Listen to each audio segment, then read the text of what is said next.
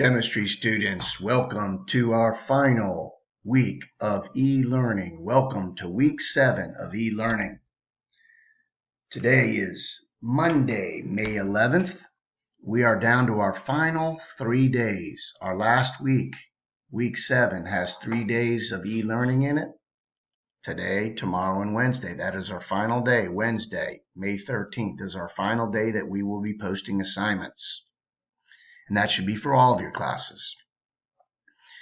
However, saying that it's the last day we're posting assignments is entirely different from the last day that we will accept assignments. Late work, missing assignments, and so forth can be turned in to any of your classes all the way up to Thursday, May 21st. That is the final day. That is the day of reckoning. May 21st is the day that your grade will be finalized. And that should be for all of your classes. So some of you students that may be missing assignments, have fallen behind, have had circumstances that have prevented you from getting involved in the e-learning, there is still time. That gives you plenty of time to get caught up, to get missing work turned in.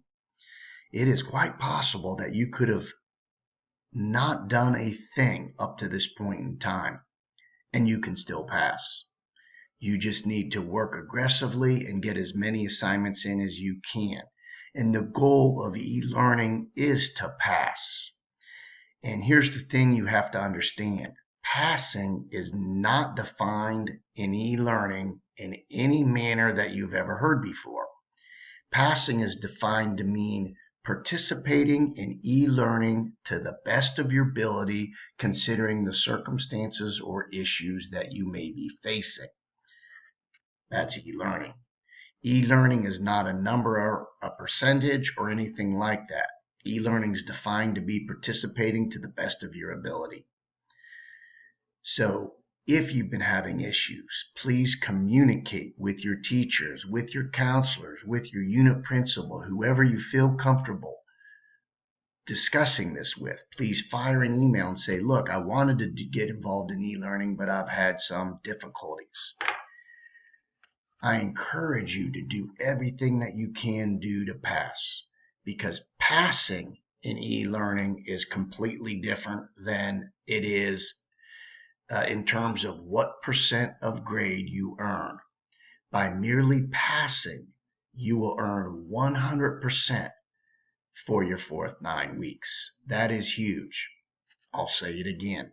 By merely passing e-learning, participating in e-learning, you will automatically earn a 100% for the fourth 9 weeks. That is why you want to do that. That is why you want to get late work turned in. 100% impacts your grade dramatically. Let's say last 9 weeks you had an 80%. This 9 weeks you pass and earn 100%. 100% plus 80%, take the average of that. 100 plus 80 is 180. Divided by 2 for the average, that's a 90. You can go from an 80 from the third 9 weeks all the way up to an A by participating in e-learning. Let's say you really struggled last 9 weeks. Let's say last 9 weeks you barely passed. You had a D, a 60%. You participate in e-learning. You earn your 100%. 100% plus 60. We're taking the average again. 100 plus 60 is 160. Divide that by 2. That's 80. You can go from the lowest possible D, third 9 weeks, all the way up to a B for the semester. The grade that impacts your GPA, you can end up with a B.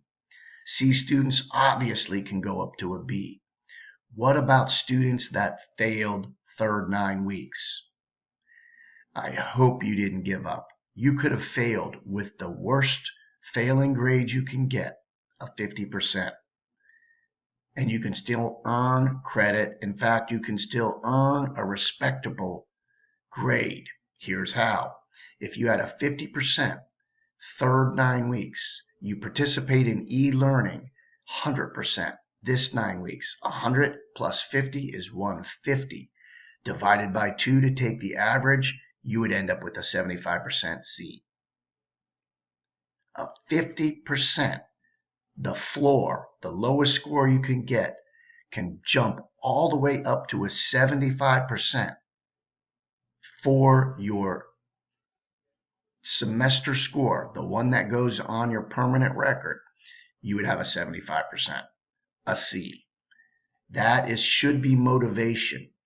More importantly, you would earn credit for the class. So if you failed last 9 weeks, you can still earn credit for your science by participating in e-learning. When should you focus? What assignments should you really focus in on in order to pass? The answer is the assignments from April 17th on through this week.